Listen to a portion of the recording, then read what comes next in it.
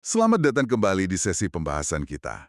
Kali ini kita coba selami bab 6 dari buku Never Stop Learning-nya Bradley R. Stats. Pertanyaannya sebenarnya simple tapi dalam banget. Pernah nggak sih Anda ngerasa harus jadi orang lain gitu, biar bisa belajar atau sukses? Sumber kita jelas ya bab ini. Dan misi kita kali ini mau coba gali kenapa justru jadi diri sendiri itu kunci banget buat terus belajar. Iya, kita bakal lihat kenapa sih otentisitas ini penting, terus apa aja yang biasanya ngehalangin kita, dan tentu aja gimana caranya kita bisa lebih jadi diri sendiri pas lagi belajar. Ini bukan cuma nasihat, oh jadilah dirimu sendiri gitu aja ya, tapi ada dasar risetnya loh. Wah, menarik banget. Buku ini kan mulainya pakai analogi Peter Rabbit ya, si kelinci yang agak bandel itu. Sementara saudara-saudaranya, si Flopsy, Mopsy, Cottontail, nurut aja, aman, dapat makan enak. Peter malah, ya ampun, nekat bertualang. Walau ujung-ujungnya kena masalah juga sih. Ini metafora yang lumayan ngena ya buat mulai diskusi kita soal otentisitas sama belajar. Bener sekali, si Peter ini ya, dengan segala resikonya, dia kan jadi ngalamin sesuatu yang baru. Dia belajar dari konsekuensi tindakannya. Saudara-saudaranya mungkin aman, tapi ya gitu-gitu aja, nggak bener-bener belajar kayak Peter. Nah ini langsung nyambung ke pertanyaan intinya, kenapa sih kok jadi diri sendiri itu penting banget buat proses belajar kita? Oke, mari kita bedah nih. Kalau dari yang saya tangkap ya di bab ini, alasan paling dasarnya itu kayaknya nyambung ke satu hal, motivasi. Tapi, bukan motivasi biasa ya. Tepat sekali. Ini nyentuh banget ke riset klasiknya Frederick Herzberg. Dia itu bedain dua jenis faktor di kerjaan. Ada yang namanya faktor hygiene, ini hal-hal kayak gaji yang cukup, kondisi kerja aman, status jabatan lah. Kalau ini nggak ada, wah kita pasti nggak puas. Tapi ternyata nih ya, memenuhi semua ini aja itu nggak cukup buat bikin kita benar-benar termotivasi atau puas jangka panjang. Oh, jadi ngilangi rasa nggak puas itu beda ya sama menciptakan rasa puas, gitu. Persis. Herzberg bilang ada lagi faktor motivational. Nah ini nih yang benar-benar dorong kita. Rasa pencapaian pas selesaiin tugas susah, tanggung jawab yang lebih gede, kesempatan buat tumbuh gitu. Nah pas kita otentik, ngelakuin sesuatu yang klop sama nilai dan minat kita tuh nyalain api motivasi intrinsik ini. Ini masuknya ke motivational. Dan jenis motivasi ini, wah jauh lebih kuat dan awet buat dorong pembelajaran yang dalam, dibanding cuma dikasih insentif dari luar atau ngilangin hal yang nggak kita suka. Analogi Herzberg soal ngelatih anjing pakai biskuit itu, aduh, nyelikit juga ya. Siapa coba yang termotivasi? Anjingnya pengen biskuit, tapi kan kita yang pengen anjingnya gerak. Ini kayak banyak insentif di kantor gitu ya. Mungkin bikin kita gerak sebentar, tapi belum tentu nyentuh keinginan belajar dari dalam diri kita. Betul banget. Motivasi ekstrinsik yang kayak biskuit itu bisa habis efeknya atau jadi kurang menarik lama-lama. Tapi motivasi intrinsik yang lahir dari otentisitas itu kayak bahan bakar yang ngisi terus gitu. Contoh nyata yang kuat banget di buku ini si Lila Janah, pendiri sama Source. Wah, iya ceritanya menarik tuh. Lulusan Harvard, terus nyoba jalur aman gitu ya di firma konsultan manajemen, tapi ngerasa salah kostum. Ini sering banget gak sih kejadian banyak orang ngerasa harus ikut jalur itu? Nah, yang bedain Janah itu gimana dia nggak ngabain perasaan nggak pas itu. Pengalaman dia sebelumnya itu ngaruh banget. Pernah ngajar di Ghana pas masih muda, itu bikin dia melek soal potensi manusia yang luar biasa, tapi ya gitu, terhambat kemiskinan. Terus kerja di World Bank, dia jadi lihat, wah model nirlaba biasa itu ada batasnya buat ngatasin masalah segede itu. Nah, di sini nih otentisitasnya main. Dia nggak buang pengalaman itu atau milih satu jalur aja. Malah dia nyambung-nyambungin titik yang kayaknya nggak nyambung. Potensi SDM di Ghana, keraguan sama model nirlaba, terus wawasan dunia bisnis for profit dari konsultan. Dan ini bagian paling kerennya. Gimana dia nyatuin semua itu jadi sesuatu yang baru. Bukan cuma milih, tapi nyiptain sintesis. Dia mikir, gimana ya kalau kita bisa hubungin talenta di negara berkembang sama kerjaan digital yang dibutuhin perusahaan teknologi gede. Dari pertanyaan otentik inilah lahir sama Source. Sebuah social enterprise yang ngasih kerjaan digital yang layak buat ribuan orang. Kliennya kayak Google, Yelp. Pembelajarannya dia luar biasa karena dia setia sama panggilan uniknya, bukan malah niru jalan orang. Jadi Ini bukan cuma soal kita jadi lebih semangat gitu ya belajarnya pas otentik, tapi bisa jadi kita malah nemu cara belajar atau inovasi yang benar-benar baru, yang nggak bakal kepikiran kalau kita cuma sibuk nyocokin diri. Wah, ini implikasinya kuat banget. Tapi nih, kalau emang sepenting itu, kenapa ya jadi diri sendiri itu rasanya kok susah banget? Apalagi di lingkungan kerja atau pas lagi belajar hal baru. Kayaknya lebih gampang jadi kayak si Flopsy, Mopsy, Cottontail aja gitu. Iya, ada beberapa lapis kesulitannya nih. Ada yang kita sadar, ada yang enggak. Salah satu yang paling umum dan sering banget dibahas itu yang disebut psikolog Pauline Clance sama Susan Imes sebagai fenomena impostor. Pernah nggak sih ngerasa kayaknya, nggak pantas deh dapat sukses ini? Ngerasa kayak penipu yang takut ketahuan gitu? Wah, ini kayak baca pikiran banyak orang deh. Buku ini kan nyebut tokoh sekelas Maya Angelou atau banyak CEO ngaku pernah ngerasain gitu. Rasanya lega sih tahu kita nggak sendirian. Tapi sekaligus nunjukin betapa dalamnya perasaan ini bisa nancep ya.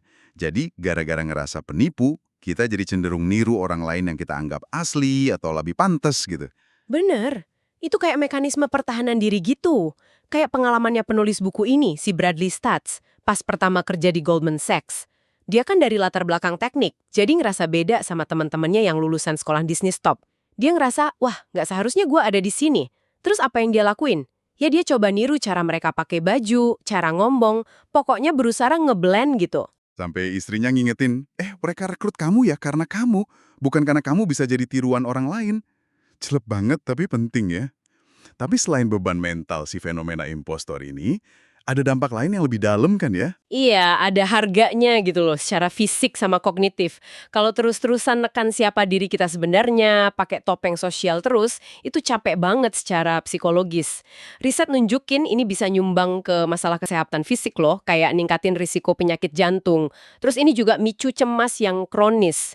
Nah, di sini hukum Yerkes-Dodson jadi relevan. Hukum Yerkes-Dodson itu yang soal hubungan antara tekanan atau arousal sama kinerja kan ya?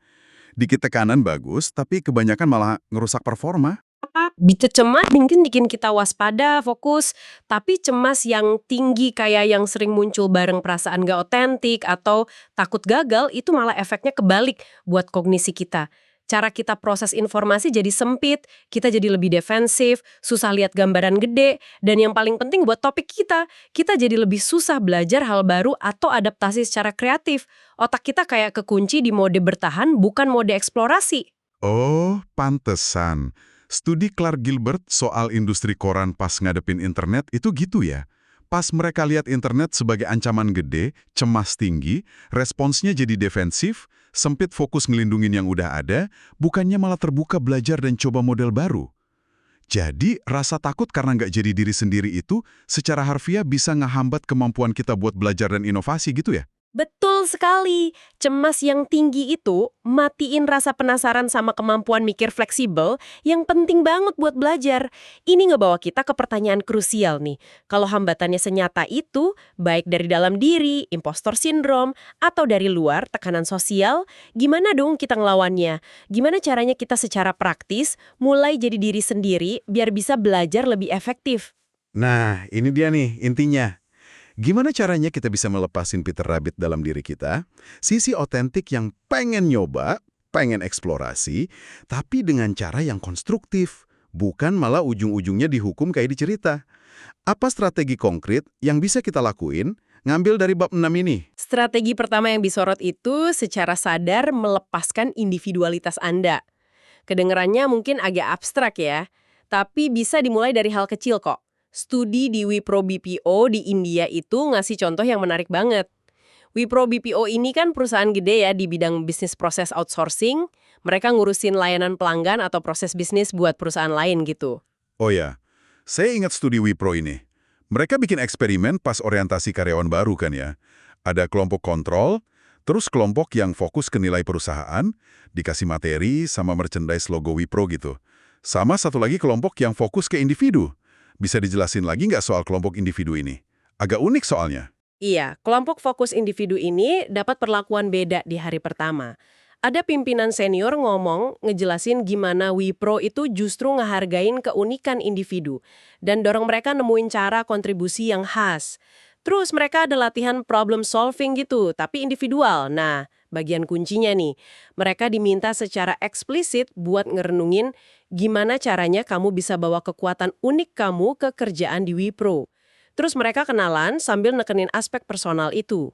Dan detail kecil tapi penting itu, mereka dikasih fleece, jaket gitu ya, sama badge, tanda pengenal, yang ada nama mereka jelas, bukan logo perusahaan. Kayak simbol kamunya dihargai gitu ya. Terus hasilnya gimana? Hasilnya signifikan banget. Beberapa bulan kemudian, tingkat attrition karyawan yang keluar di kelompok fokus individu ini itu 20% lebih rendah dibanding dua kelompok lainnya. Eksperimen lanjutan di lab juga konfirmasi. Bahkan cuma dorongan singkat di awal buat ekspresiin diri secara otentik, itu bisa ningkatin kinerja sama komitmen. Ini nunjukin betapa kuatnya sekedar ngasih izin ke diri sendiri dan orang lain buat jadi otentik. Tapi apa ini artinya kita bisa seenaknya aja gitu? Misalnya kalau diri asli saya emang suka telat atau ngomongnya ceplas-ceplos sampai nyinggung orang, apa itu jadi benar atas nama otentisitas? Batasannya di mana dong? Pertanyaan bagus, yang nggak bisa gitu juga sih. Disinilah pentingnya konsep optimal distinctiveness atau keunikan yang optimal. Jadi beda itu ada nilainya. Ningkatin motivasi intrinsik, dorong cara mikir baru, bahkan bisa naikin status sosial di konteks tertentu. Contoh klasiknya, profesor yang agak eksentrik pakai sepatu merah nyala di lingkungan akademik yang konservatif, atau miliarder yang santai pakai sweatpants ke acara semi formal. Mereka bisa ngelanggar norma karena status mereka, kan? Oh, jadi ada semacam hak istimewa buat beda gitu ya? Ya, bisa dibilang gitu, tapi intinya itu keseimbangan. Kalau perbedaan kita terlalu ekstrim, ngelanggar norma inti yang penting buat kelompok atau organisasi berfungsi, atau dilakuinya dengan cara yang salah, ya dampaknya bisa negatif. Studi soal pakai humor di tempat kerja itu ilustrasi bagus. Humor yang pas, yang berhasil bisa bikin orang kelihatan kompeten, percaya diri. Tapi humor yang nggak pantas atau garing banget, malah bisa bikin orang kelihatan nggak kompeten dan aneh. Penulis bukunya, si Stats, juga cerita pengalaman pribadinya pas ngajar kan ya? Awalnya mungkin terlalu otentik, mondar-mandir kebanyakan, banyak cerita pribadi, usah terlalu keras jadi gaul, terus dia belajar nyimbangin. Tetap jadi diri sendiri, tapi lebih peka baca situasi. Nyaring mana ekspresi diri yang dukung mahasiswa belajar, mana yang malah ganggu. Kadang lelucon terbaik emang cukup disimpan di kepala aja ya. Heh. Keseimbangan itu kuncinya. Nah, selain secara sadar ekspresiin diri dengan bijak, ada strategi kedua yang lebih ke lingkungan fisik nih. Rancang ruang kerja Anda biar mencerminkan diri Anda. Maksudnya bukan harus punya kantor mewah gitu kan ya, tapi lebih ke personalisasi, nempelin hal-hal yang kita suka gitu. Tepat, ini soal masukin elemen-elemen personal yang punya makna buat Anda. Penulis contohin kantornya sendiri. Ada foto keluarga, penghargaan yang bikin bangga, kutipan inspiratif, bahkan ada boneka Mickey Mouse yang jadi Sorcerer's Apprentice. Boneka itu bukan cuma hiasan, tapi ada ceritanya, ngingetin dia ke kolega tertentu, dan kadang malah jadi pemicu ide pas lagi buntu. Ruang fisik sama ruang mental kita itu nyambung banget ternyata. Jadi apa ya yang bisa kita lakuin secara praktis? Mungkin naruh foto liburan, tanaman kecil, kutipan favorit, atau benda seni yang kita suka di meja kerja kita. Baik di kantor maupun di rumah gitu. Dan lebih jadi diri sendiri. Ciptain lingkungan mikro yang dukung kondisi mental optimal buat belajar.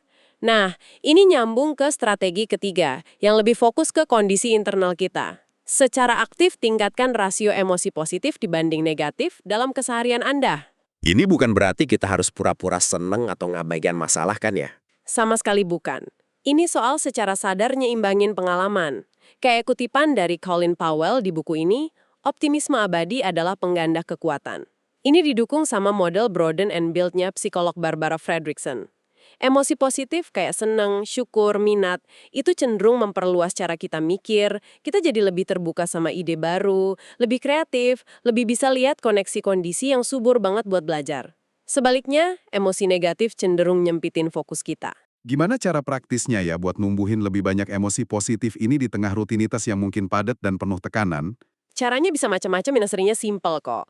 Luangin waktu bentar buat lakuin aktivitas kecil yang Anda nikmatin. Dengerin musik yang bikin semangat. Cari sumber inspirasi. Entah buku, ya kayak gini, dengerin pembahasan, atau ngobrol sama teman. Yang menarik, riset nunjukin kalau berbuat baik buat orang lain, ngasih hadiah kecil, bantu rekan kerja, itu seringkali ningkatin kebahagiaan kita lebih dari lakuin sesuatu buat diri sendiri. Ngungkapin rasa terima kasih secara tulus ke mentor atau orang yang pernah bantu kita juga efek positifnya kuat banget. Intinya, cari suntikan positif secara berkala. Motivasi. Ini tuh kayak fondasi fundamental biar kita bisa terus belajar secara efektif dan berkelanjutan. Ini soal nyalain mesin motivasi intrinsik kita itu tadi. Betul. Ini juga soal keberanian ngadepin dan ngelola hantu fenomena impostor yang mungkin sering bisik-bisik di kuping kita. Dan secara proaktif, kita perlu merancang lingkungan baik fisik maupun mental yang dukung otentisitas kita. Tapi yaitu, tetap pakai kesadaran soal keseimbangan dan konteks sosialnya. Kutipan dari Warren Bennis di akhir bab ini ngena banget sih. Yang terbaik yang bisa Anda capai kalau cuma niru adalah menjadi imitasi sempurna dari mereka yang datang sebelum Anda. Niru mungkin rasanya aman di awal, tapi ya itu, ngebatasin potensi belajar unik kita. Justru dengan berani jadi diri sendiri, ya tentu dengan pinter dan peka juga ya, kita ngebuka pintu ke pembelajaran yang lebih kaya, lebih memuaskan, dan akhirnya ya memungkinkan kita ngasih kontribusi yang cuma bisa datang dari diri kita yang otentik itu. Anda jadi nggak cuma belajar apa yang udah diketahui orang, tapi berpotensi nemuin sesuatu yang baru. Oke, sebagai penutup nih, mari kita bawa ini ke refleksi pribadi buat Anda yang lagi dengerin. Coba dipikirin sebentar. Dalam aspek mana dari kerjaan atau proses belajar Anda sekarang, Anda ngerasa paling nggak jadi diri sendiri? Di area mana Anda ngerasa paling sering pakai topeng dan itu rasanya paling nguras energi? Terus, coba pikirin satu aja langkah kecil sekecil apapun itu yang bisa Anda ambil minggu ini buat bawa sedikit lebih banyak diri Anda yang asli ke area tersebut. Apa itu berani nyuarain ide yang agak beda dikit? Atau mungkin dekor sudut meja kerja Anda pakai sesuatu yang personal? Atau mungkin sesimpel cerita soal minat unik Anda ke teman kerja? Terima kasih banyak udah nyimak pembahasan mendalam kita kali ini yang fokus ke bab 6, Never Stop Learning. Semoga ada ya percikan inspirasi buat lebih berani jadi diri sendiri dalam perjalanan belajar Anda semua. Sampai jumpa di kajian kita berikutnya ya.